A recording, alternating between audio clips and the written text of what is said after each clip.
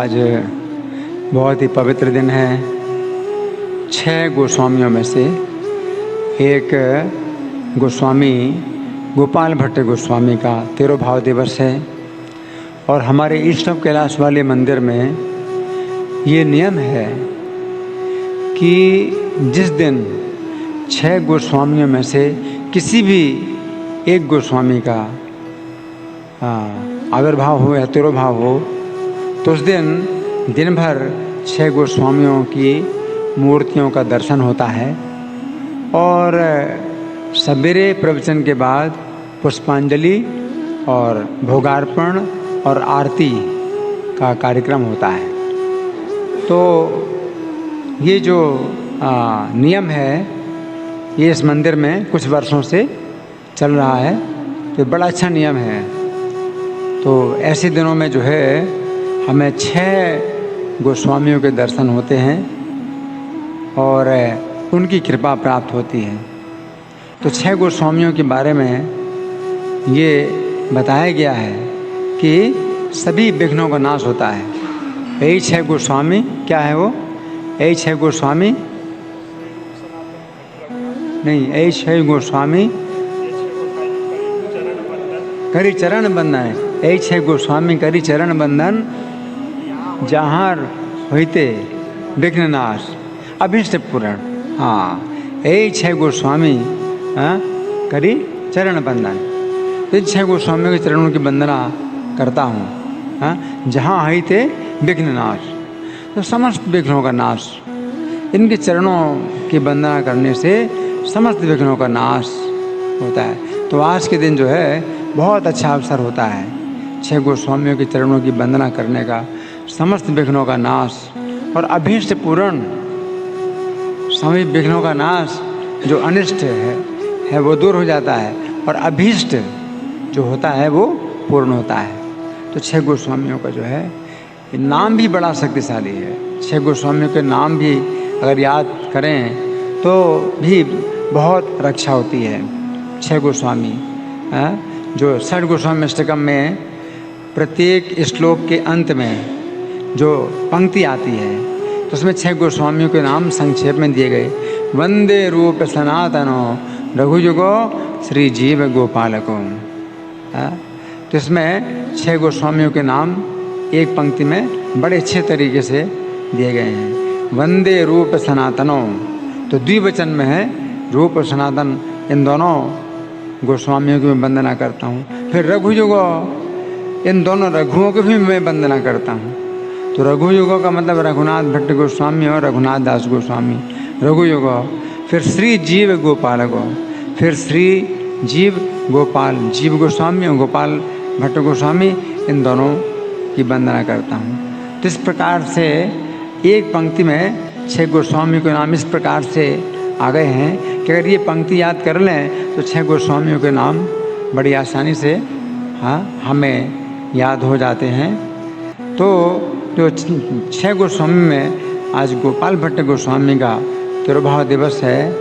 तो जैसा कि प्रभु जी ने बताया कि श्री चैतन्य जब इनके घर में आए और चतुर्मास व्यतीत किया, तो वर्षा के 4 महीने व्यतीत किए।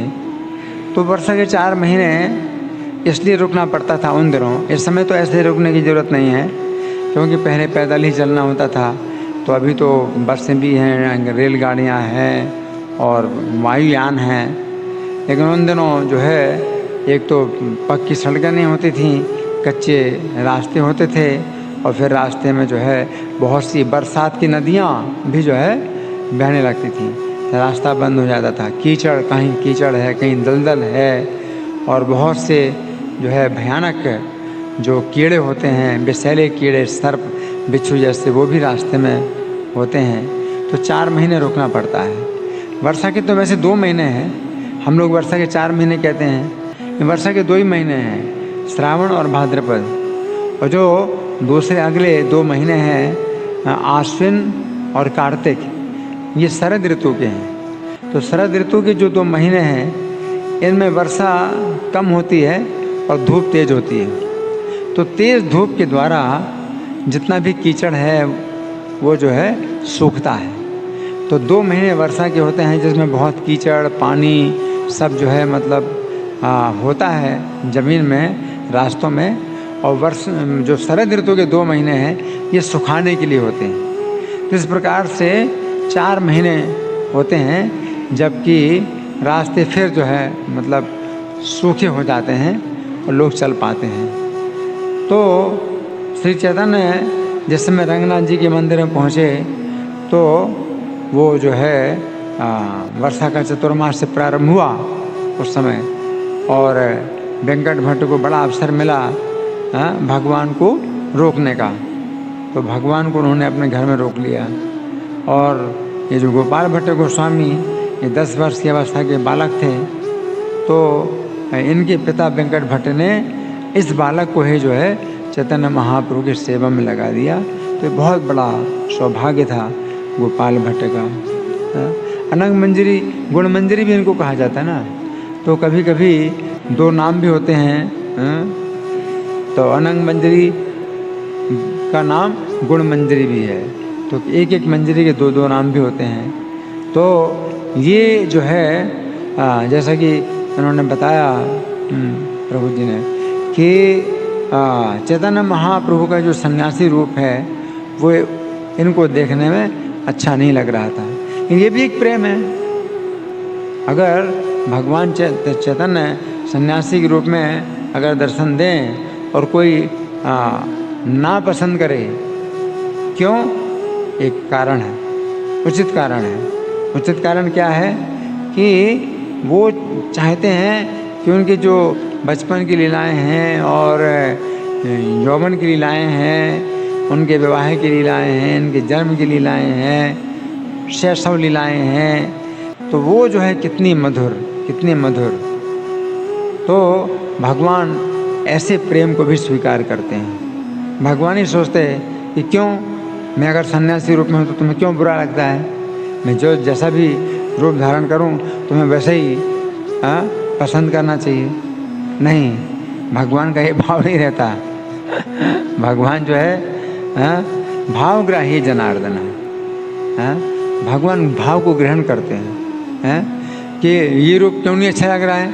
क्योंकि सन्यासी के रूप में भगवान क्या करते हैं, बहुत ही विरक्ति, मतलब सब प्रकार के भोगों से दूर, है ना। सन्यासी को अगर आप कहें कि आप मेरे घर में अच्छा भोजन मैंने बनाया है आप ग्रहण करिए, तो वो आएंगे ही नहीं। भिक्षा के नाम पर फिर चाहे अच्छा भोजन खिला दें, लेकिन भिक्षा कहते हैं कि आप मेरे घर में भिक्षा करो। तो अद्वैताचार्य जब बोलते थे चैतन्य महाप्रभु को तो क्या बोलते थे, आज की भिक्षा मेरे घर में है ना। और क्या बनाया है मैंने, एक मुट्ठी जो है चावल बनाए हैं, बस वही खिलाऊंगा। और फिर खिलाएंगे तो क्या क्या खिलाएंगे तो वो अलग बात है, लेकिन बुलाने का जो तरीका है यही है। तो भगवान सन्यासी के रूप में और बड़े कठोर सन्यास के जो है नियमों का बहुत कठोरता से पालन करते हैं, है ना। तो उनके कठोर नियम इतने ज़्यादा हैं कि जो दूसरे भक्त हैं वो भी बहुत भयभीत होते थे।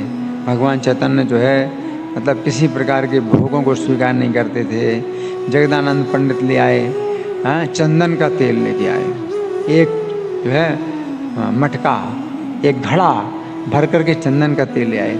और गौड़ देश से लेके आए, जगन्नाथपुरी अपने सिर में रख करके लाए, मिट्टी के घड़े में चंदन का तेल। चंदन का तेल कितना महंगा आप सोच नहीं सकते कितना महंगा। सोना जैसे महंगा होता है उसी प्रकार चंदन का तेल होता है। और वो मिट्टी के घड़े में लेके आए, कितने जो है सुरक्षा के साथ उसको उठाते रहे होंगे, रखते रहे होंगे, और इतना पूरा पैदल रास्ते में लाए। और केवल इसीलिए लाए कि चैतन्य महाप्रभु के शरीर में मालिश की जाए। लेकिन भगवान चैतन्य ने स्वीकार नहीं किया। और जगदानंद पंडित के सेवा को जो है सम्मान दिया, आदर दिया, और ये भी कहा कि तुम जो चंदन का तेल लाए हो तो इसका जो है अच्छा उपयोग मैं सोचता हूँ यही होगा कि जगन्नाथ जी के मंदिर में इसका जो है तेल जलाया जाए, और भगवान को प्रकाश दिया जाए तो भगवान को प्रकाश प्राप्त होगा। लेकिन जगदानंद पंडित भी जो है मतलब इतने जिद्दी थे कि नहीं, ये मैं आपके शरीर में लगाने के लिए लाया हूँ, जगन्नाथ जी के लिए नहीं। उनका भाव जो है चैतन्य महाप्रभु के प्रति जैसा था ऐसा जगन्नाथ जी के प्रति नहीं था। नहीं, आपके शरीर में लगना चाहिए। जब चैतन्य महाप्रभु ने कहा तो जगदानंद पंडित बड़े गुस्से में बोले, कौन कहता है कि मैं लाया तेल? मैं तो कोई तेल नहीं लाया। हाँ? और चैतन्य महाप्रभु के कमरे के अंदर से तेल ले आए और बाहर फेंक दिया और फोड़ दिया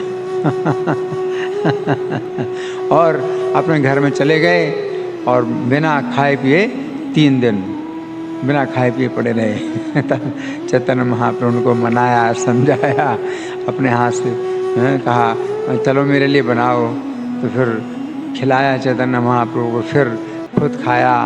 तो इतना जो है उनका प्रेम था।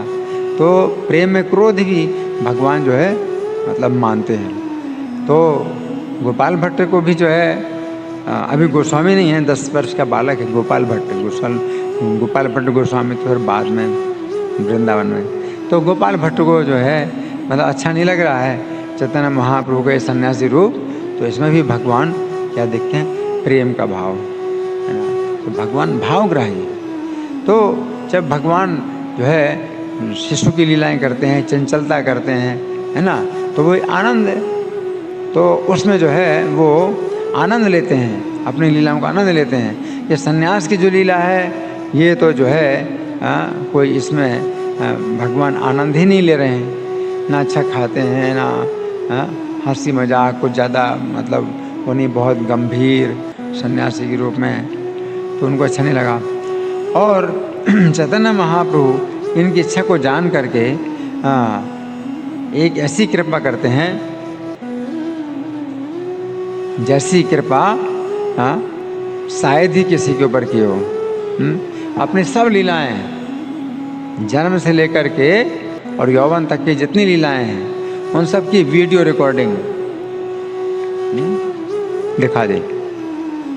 तो वास्तव में ये जो वीडियो रिकॉर्डिंग इस समय जो चल रही है तो कोई नई चीज़ नहीं है, ये भगवान ने पहले से ही बनाई हुई है?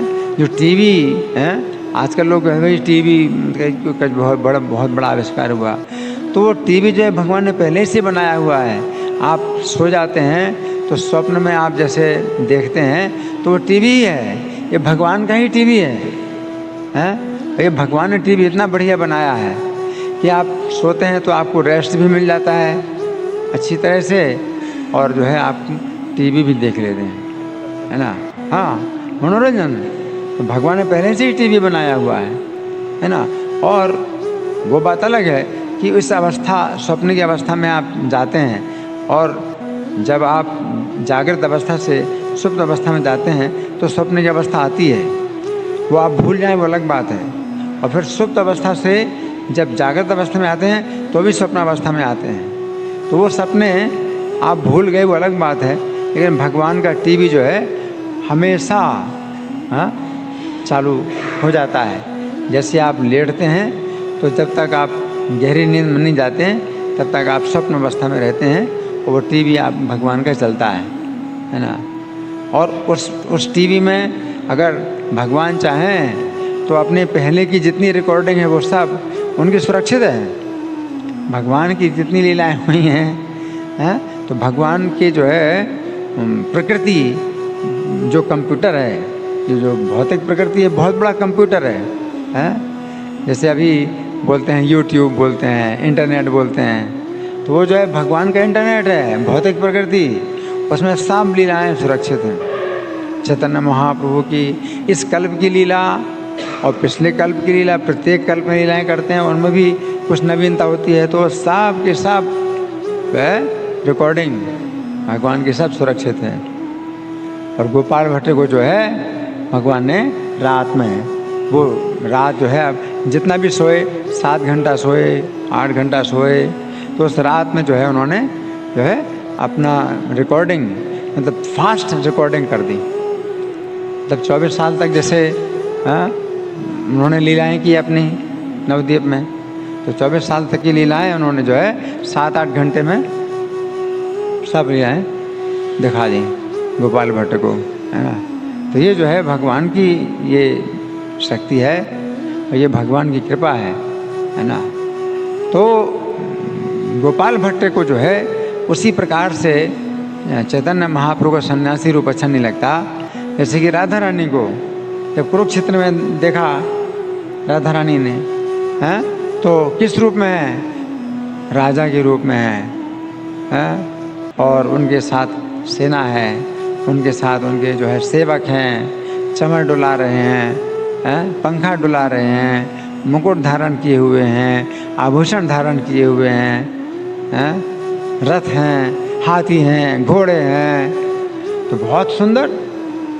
जो भक्त लोग जो है भगवान के ऐश्वर्य के प्रेमी हैं और भगवान का जो है ये रूप देख कर के प्रसन्न होते हैं, तो ये भी बहुत अच्छा है कि भक्त लोग भगवान के ऐश्वर्य को देख कर के प्रसन्न हो, हाँ, कि क्या सुंदर रूप है। लेकिन राधा रानी को पसंद नहीं आ रहा है, इसमें भी भगवान को जो है मतलब मानते हैं, राधा रानी के भी भाव को भगवान मानते हैं, है ना।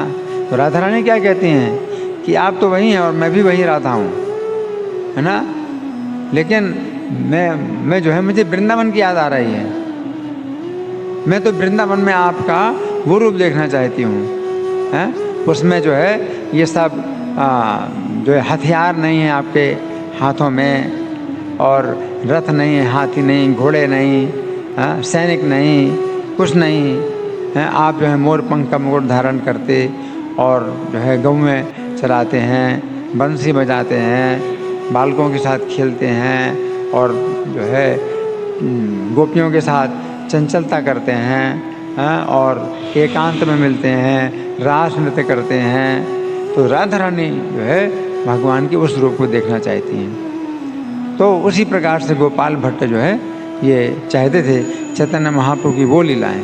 और जैसे गोपियाँ ब्रह्मा की निंदा करती थी, क्यों निंदा करती थी कि पलकें क्यों बनाई? जब कृष्ण का ये रूप दिखाना था तो फिर ब्रह्मा ने हमारी पलकें क्यों बनाई? ये दो जो कार्य हैं ये परस्पर बड़े विरोधी हैं।